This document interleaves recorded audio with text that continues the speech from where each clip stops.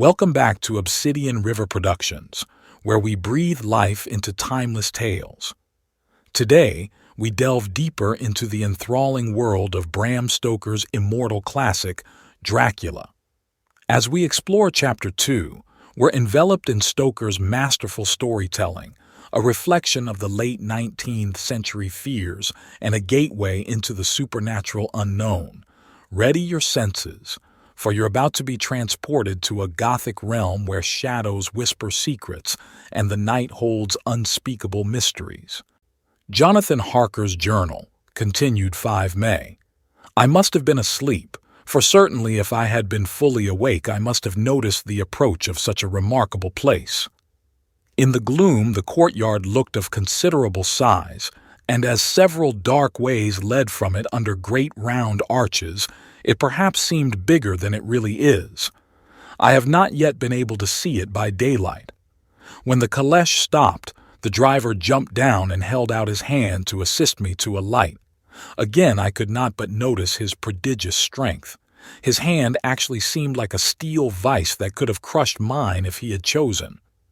Then he took out my traps and placed them on the ground beside me as I stood close to a great door, old and studded with large iron nails, and set in a projecting doorway of massive stone. I could see even in the dim light that the stone was massively carved, but that the carving had been much worn by time and weather. As I stood, the driver jumped again into his seat and shook the reins. The horses started forward and trap and all disappeared down one of the dark openings. I stood in silence where I was, for I did not know what to do. Of bell or knocker there was no sign. Through these frowning walls and dark window openings it was not likely that my voice could penetrate. The time I waited seemed endless, and I felt doubts and fears crowding upon me. What sort of place had I come to, and among what kind of people? What sort of grim adventure was it on which I had embarked? Was this a customary incident in the life of a solicitor's clerk sent out to explain the purchase of a London estate to a foreigner? Solicitor's clerk. Mina would not like that. Solicitor.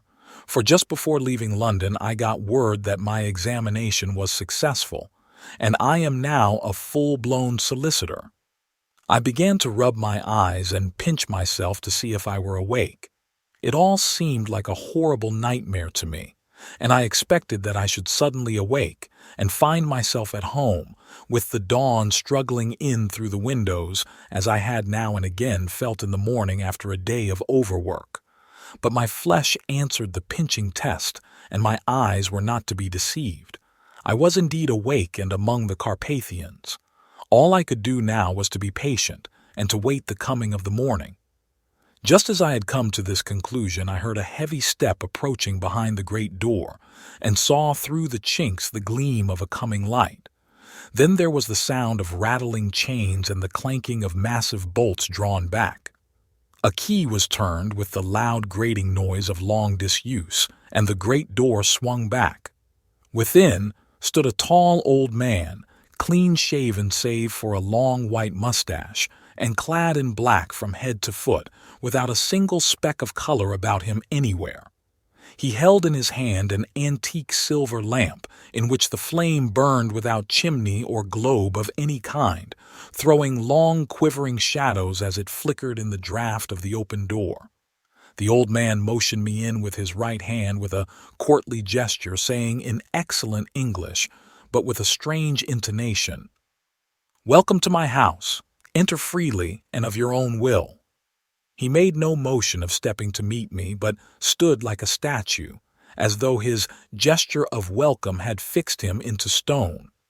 The instant, however, that I had stepped over the threshold, he moved impulsively forward, and holding out his hand grasped mine with a strength which made me wince, an effect which was not lessened by the fact that it seemed as cold as ice, more like the hand of a dead than a living man. Again he said, "Welcome to my house. Come freely, go safely, and leave something of the happiness you bring." The strength of the handshake was so much akin to that which I had noticed in the driver, whose face I had not seen, that for a moment I doubted if it were not the same person to whom I was speaking, So to make sure, I said interrogatively, "Count Dracula?" He bowed in a courtly way as he replied, "I am Dracula, and I bid you welcome, Mr. Harker, to my house. Come in. The night air is chill, and you must need to eat and rest." As he was speaking, he put the lamp on a bracket on the wall and, stepping out, took my luggage. He had carried it in before I could forestall him. I protested, but he insisted, "Nay, sir, you are my guest. It is late, and my people are not available. Let me see to your comfort myself." He insisted on carrying my traps along the passage, and then up a great winding stair, and along another great passage, on whose stone floor our steps rang heavily. At the end of this he threw open a heavy door, and I rejoiced to see within a well-lit room in which a table was spread for supper, and on whose mighty hearth a great fire of logs, freshly replenished, flamed and flared. The Count halted, putting down my bags, closed the door, and crossing the room, opened another door, which led into a small octagonal room lit by a single lamp, and seemingly without a window of any sort. Passing through this, he opened another door and motioned me to enter. It was a welcome sight, for here was a great bedroom well lighted and warmed with another log fire, also added to, but lately, for the top logs were fresh, which sent a hollow roar up the wide chimney. The Count himself left my luggage inside and withdrew, saying, before he closed the door, "You will need, after your journey, to refresh yourself by making your toilet. I trust you will find all you wish. When you are ready, come into the other room where you will find your supper prepared." The light and warmth and the Count's courteous welcome seemed to have dissipated all my doubts and fears. Having then reached my normal state, I discovered that I was half famished with hunger, so making a hasty toilet, I went into the other room. I found supper already laid out. My host, who stood on one side of the great fireplace leaning against the stonework, made a graceful wave of his hand to the table and said, "I pray you, be seated and sup how you please. You will, I trust, excuse me that I do not join you, but I have dined already, and I do not sup." I handed to him the sealed letter which Mr. Hawkins had entrusted to me. He opened it and read it gravely. Then, with a charming smile, he handed it to me to read. One passage of it, at least, gave me a thrill of pleasure. "I must regret that an attack of gout, from which malady I am a constant sufferer, forbids absolutely any traveling on my part for some time to come. But I am happy to say I can send a sufficient substitute, one in whom I have every possible confidence. He is a young man, full of energy and talent in his own way, and of a very faithful disposition. He is discreet and silent, and has grown into manhood in my service. He shall be ready to attend on you when you will during his stay, and shall take your instructions in all matters." The Count himself came forward and took off the cover of a dish, and I fell to at once on an excellent roast chicken. This, with some cheese and a salad and a bottle of old Tokay, of which I had 2 glasses, was my supper. During the time I was eating it, the Count asked me many questions as to my journey, and I told him by degrees all I had experienced. By this time I had finished my supper, and by my host's desire had drawn up a chair by the fire and begun to smoke a cigar which he offered me, at the same time excusing himself that he did not smoke. I had now an opportunity of observing him and found him of a very marked physiognomy. His face was a very strong aquiline, with high bridge of the thin nose and peculiarly arched nostrils, with lofty domed forehead and hair growing scantily round the temples but profusely elsewhere. His eyebrows were very massive, almost meeting over the nose, and with bushy hair that seemed to curl in its own profusion. The mouth, so far as I could see it under the heavy mustache, was fixed and rather cruel-looking, with peculiarly sharp white teeth. These protruded over the lips, whose remarkable ruddiness showed astonishing vitality in a man of his years. For the rest, his ears were pale, and at the tops extremely pointed. The chin was broad and strong, and the cheeks firm though thin. The general effect was one of extraordinary pallor. Hitherto I had noticed the backs of his hands as they lay on his knees in the firelight, and they had seemed rather white and fine. But seeing them now close to me, I could not but notice that they were rather coarse, broad, with squat fingers. Strange to say, there were hairs in the center of the palm. The nails were long and fine and cut to a sharp point. As the Count leaned over me and his hands touched me, I could not repress a shudder. It may have been that his breath was rank, but a horrible feeling of nausea came over me which, do what I would, I could not conceal. The Count, evidently noticing it, drew back, and with a grim sort of smile, which showed more than he had yet done his protuberant teeth, sat himself down again on his own side of the fireplace. We were both silent for a while, and as I looked towards the window I saw the first dim streak of the coming dawn. There seemed a strange stillness over everything, but as I listened, I heard as if from down below in the valley the howling of many wolves. The Count's eyes gleamed, and he said, "Listen to them, the children of the night, what music they make." Seeing, I suppose, some expression in my face strange to him, he added, "Ah, sir, you dwellers in the city cannot enter into the feelings of the hunter." Then he rose and said, "But you must be tired. Your bedroom is all ready, and tomorrow you shall sleep as late as you will. I have to be away till the afternoon, so sleep well and dream well." With a courteous bow, he opened for me himself the door to the octagonal room, and I entered my bedroom. I am all in a sea of wonders. I doubt, I fear, I think strange things which I dare not confess to my own soul. God keep me, if only for the sake of those dear to me. 7 May. It is again early morning, but I have rested and enjoyed the last 24 hours. I slept till late in the day and awoke of my own accord. When I had dressed myself, I went into the room where we had supped and found a cold breakfast laid out, with coffee kept hot by the pot being placed on the hearth. There was a card on the table on which was written, "I have to be absent for a while. Do not wait for me. D." I set to and enjoyed a hearty meal. When I had done, I looked for a bell, so that I might let the servants know I had finished, but I could not find one. There are certainly odd deficiencies in the house, considering the extraordinary evidences of wealth which are round me. The table service is of gold and so beautifully wrought that it must be of immense value. The curtains and upholstery of the chairs and sofas and the hangings of my bed are of the costliest and most beautiful fabrics, and must have been of fabulous value when they were made, for they are centuries old, though in excellent order. I saw something like them in Hampton Court, but there they were worn and frayed and moth-eaten.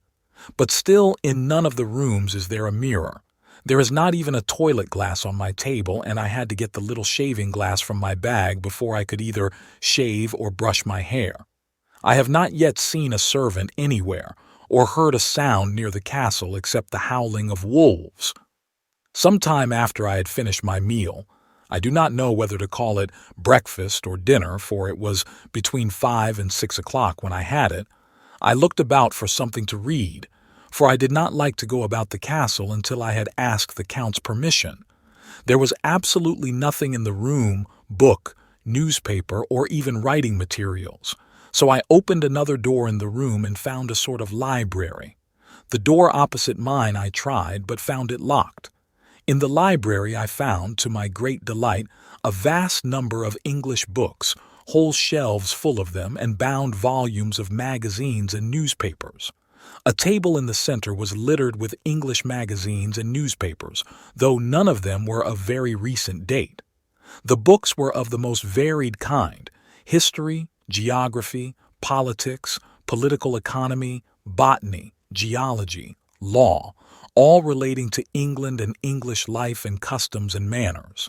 There were even such books of reference as the London Directory, the Red and Blue books, Whitaker's Almanac, the Army and Navy lists, and It somehow gladdened my heart to see it, the law list. Whilst I was looking at the books, the door opened and the Count entered. He saluted me in a hearty way and hoped that I had had a good night's rest. Then he went on. I am glad you found your way in here, for I am sure there is much that will interest you.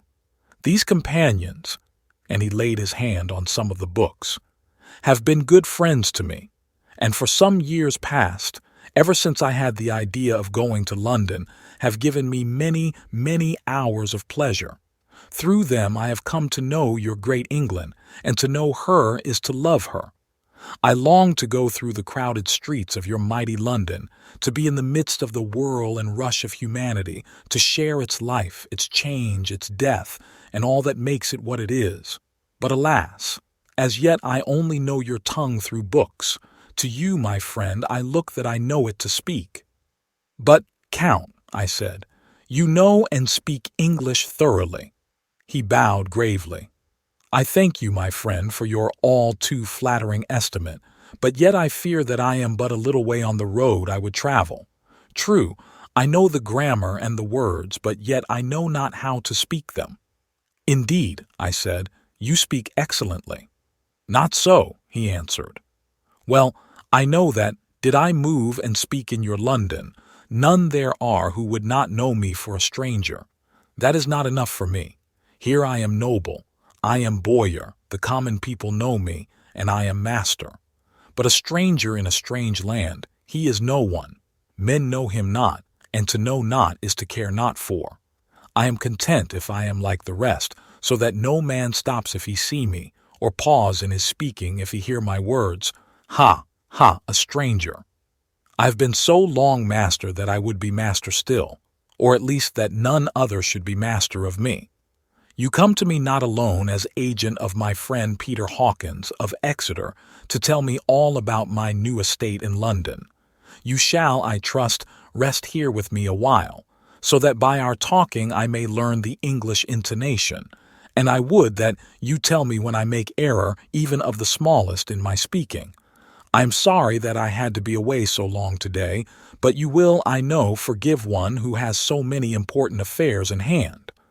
Of course I said all I could about being willing and asked if I might come into that room when I chose. He answered, yes, certainly, and added, you may go anywhere you wish in the castle, except where the doors are locked, where of course you will not wish to go. There is reason that all things are as they are, and did you see with my eyes and know with my knowledge, you would perhaps better understand. I said I was sure of this. And then he went on. We are in Transylvania, and Transylvania is not England. Our ways are not your ways, and there shall be to you many strange things. Nay, from what you have told me of your experiences already, you know something of what strange things there may be. This led to much conversation, and as it was evident that he wanted to talk, if only for talking's sake, I asked him many questions regarding things that had already happened to me or come within my notice.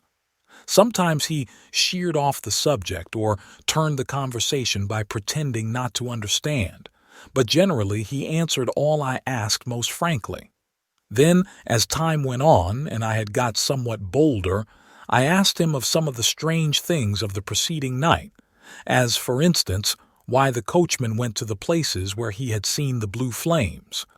He then explained to me that it was commonly believed that on a certain night of the year, last night in fact, when all evil spirits are supposed to have unchecked sway, a blue flame is seen over any place where treasure has been concealed. That treasure has been hidden, he went on. In the region through which you came last night there can be but little doubt, for it was the ground fought over for centuries by the Wallachian, the Saxon, and the Turk.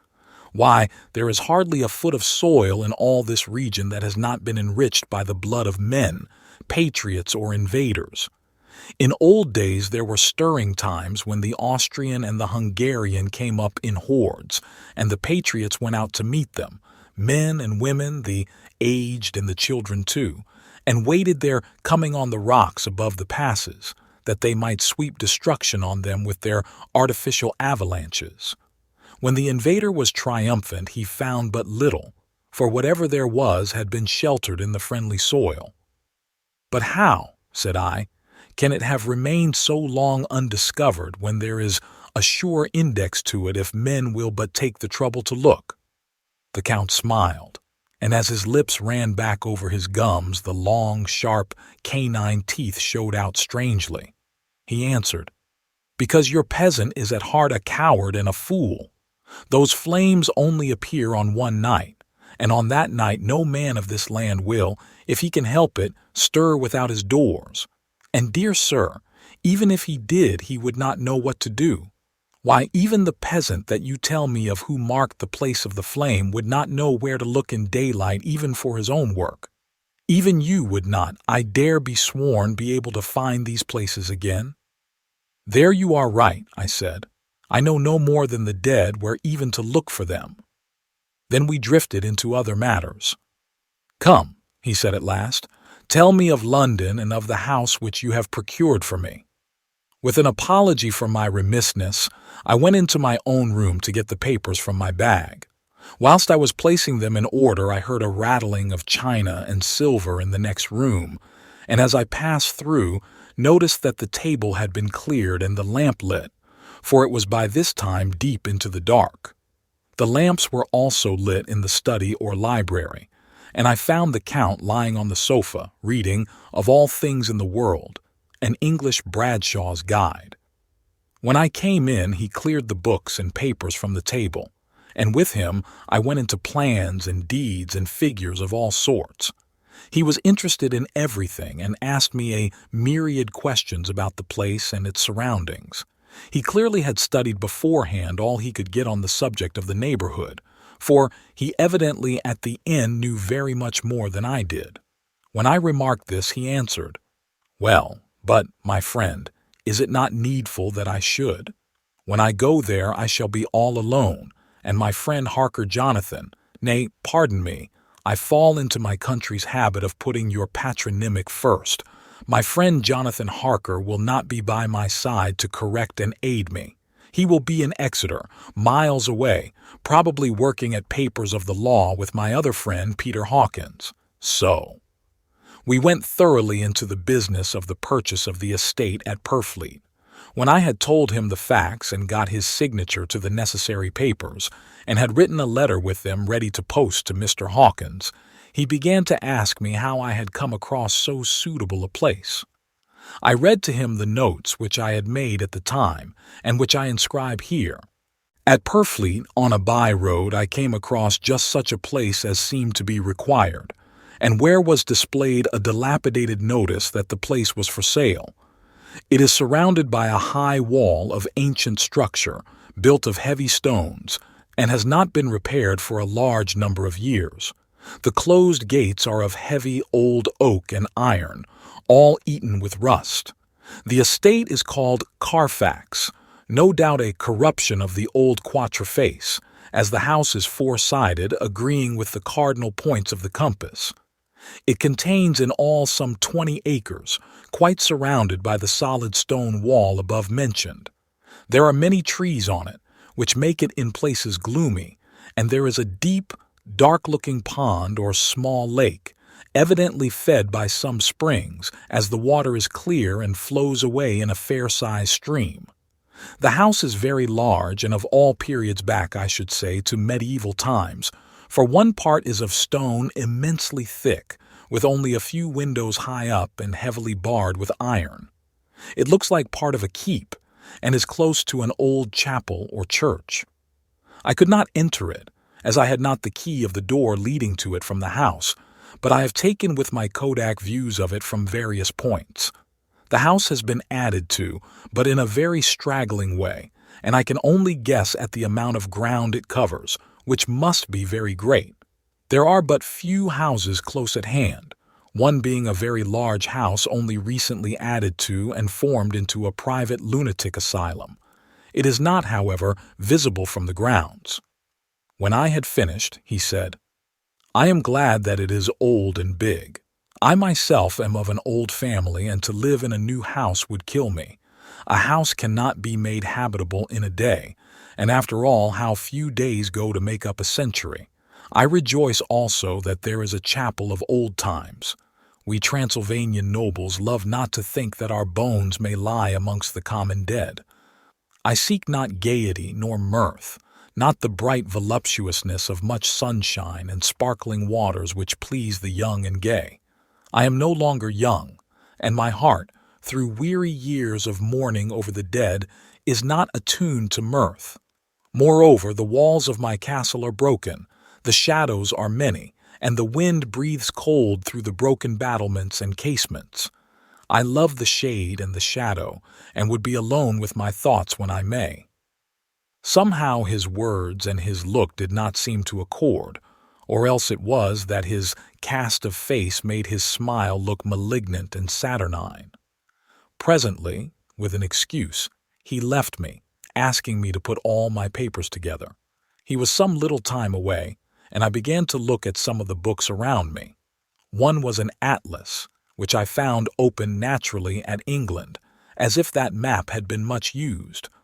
On looking at it, I found in certain places little rings marked, and on examining these I noticed that one was near London on the east side, manifestly where his new estate was situated. The other two were Exeter and Whitby on the Yorkshire coast. It was the better part of an hour when the Count returned. "Aha," he said. "Still at your books? Good. But you must not work always. Come, I am informed that your supper is ready." He took my arm, and we went into the next room, where I found an excellent supper ready on the table. The Count again excused himself, as he had dined out on his being away from home, but he sat as on the previous night and chatted whilst I ate. After supper I smoked as on the last evening, and the Count stayed with me, chatting and asking questions on every conceivable subject hour after hour. I felt that it was getting very late indeed, but I did not say anything, for I felt under obligation to meet my host's wishes in every way. I was not sleepy, as the long sleep yesterday had fortified me, but I could not help experiencing that chill which comes over one at the coming of the dawn, which is like, in its way, the turn of the tide. They say that people who are near death die generally at the change to the dawn or at the turn of the tide. Anyone who has, when tired and tied as it were to his post, experienced this change in the atmosphere can well believe it. All at once we heard the crow of a cock coming up with preternatural shrillness through the clear morning air. Count Dracula, jumping to his feet, said, "Why, there is the morning again! How remiss I am to let you stay up so long. You must make your conversation regarding my dear new country of England less interesting, so that I may not forget how time flies by us." And, with a courtly bow, he quickly left me. I went into my own room and drew the curtains, but there was little to notice. My window opened into the courtyard. All I could see was the warm gray of quickening sky. So I pulled the curtains again, and have written of this day. 8 May. I began to fear as I wrote in this book that I was getting too diffuse, but now I am glad that I went into detail from the first, for there is something so strange about this place and all in it that I cannot but feel uneasy. I wish I were safe out of it, or that I had never come. It may be that this strange night existence is telling on me, but would that were all. If there were anyone to talk to I could bear it, but there is no one. I have only the Count to speak with, and I fear I am myself the only living soul within the place. Let me be prosaic so far as facts can be. It will help me to bear up, and imagination must not run riot with me. If it does, I am lost. Let me say at once how I stand, or seem to. I only slept a few hours when I went to bed, and feeling that I could not sleep any more, got up. I had hung my shaving glass by the window and was just beginning to shave. Suddenly, I felt a hand on my shoulder and heard the Count's voice saying to me, "Good morning." I started, for it amazed me that I had not seen him, since the reflection of the glass covered the whole room behind me. In starting, I had cut myself slightly, but did not notice it at the moment. Having answered the Count's salutation, I turned to the glass again to see how I had been mistaken.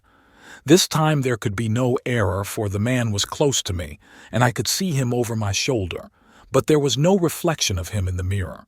The whole room behind me was displayed, but there was no sign of a man in it, except myself. This was startling, and coming on the top of so many strange things was beginning to increase that vague feeling of uneasiness which I always have when the Count is near. But at the instant I saw that the cut had bled a little, and the blood was trickling over my chin. I laid down the razor, turning as I did so half round to look for some sticking plaster. When the Count saw my face, his eyes blazed with a sort of demoniac fury, and he suddenly made a grab at my throat. I drew away, and his hand touched the string of beads which held the crucifix. It made an instant change in him, for the fury passed so quickly that I could hardly believe that it was ever there. "Take care," he said. "Take care how you cut yourself. It is more dangerous than you think in this country." Then, seizing the shaving glass, he went on, "And this is the wretched thing that has done the mischief. It is a foul bauble of man's vanity. Away with it." And opening the heavy window with one wrench of his terrible hand, he flung out the glass, which was shattered into 1,000 pieces on the stones of the courtyard far below. Then he withdrew without a word.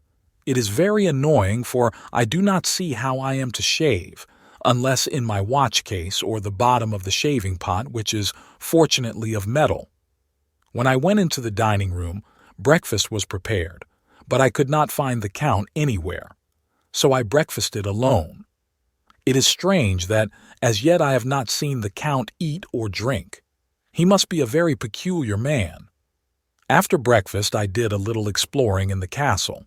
I went out on the stairs and found a room looking towards the south. The view was magnificent, and from where I stood there was every opportunity of seeing it. The castle is on the very edge of a terrible precipice. A stone falling from the window would fall 1,000 feet without touching anything.